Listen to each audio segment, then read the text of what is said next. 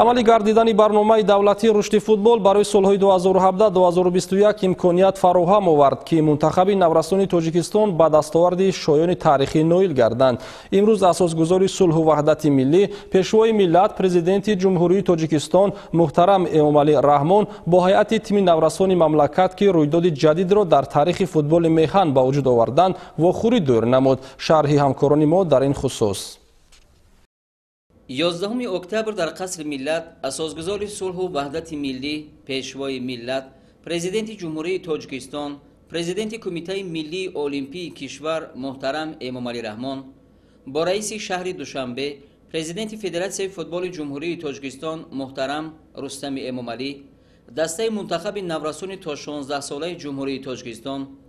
ҷоизадорони чемпионати Осиё оид ба футболро ки бо медалҳои нуқра ба ватан баргаштанд, бо нишони қадршиносӣ ба ҳузур пазируфтанд. иқдоми шоистае ки аз ҷониби пешвои миллат муҳтарам Эмомалӣ Раҳмон барои аъзои ин даста амалӣ гардид, аз фонди захиравии президенти ҷумҳурии тоҷикистон ба 33 нафар ба ҳар яки онҳо 20 000 сомонӣ, дар маҷмӯъ 660 000 сомонӣ тақдим карда шуд.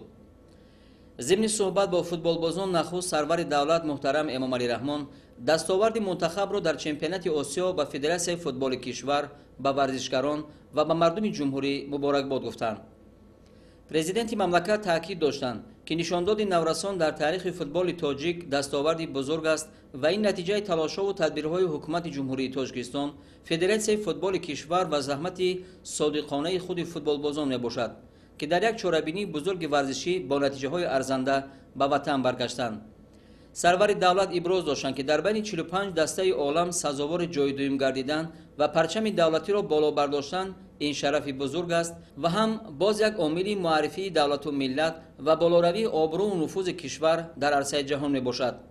ёдовар мешавем ки марҳилаи аввал ва интихобии чемпионати Осиё оид ба футбол байни дастаҳои мунтахаби то 16 сола дар тамоми кишварҳои Осиё, аз ҷумла дар Тоҷикистон, аз 16 то 29 сентябри соли 2017 баргузор гардида буд.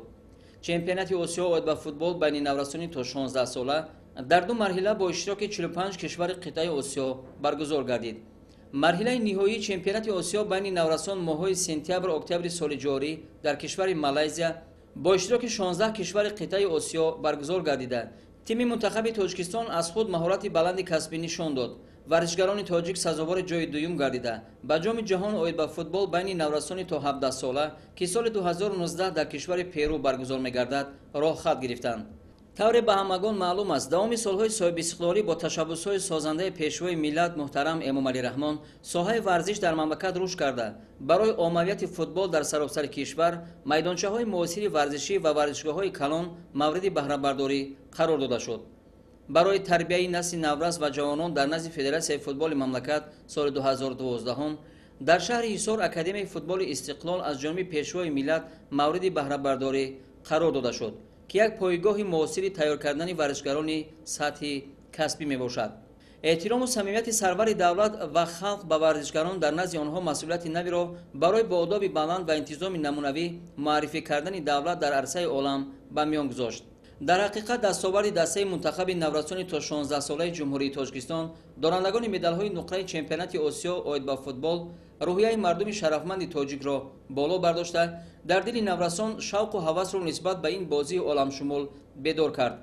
аксари кулли мардуми ҷумҳурӣ бозиҳои ниҳоиро тамошо карда, ба дастаи дӯстдоштаи худ мухлисӣ карданд.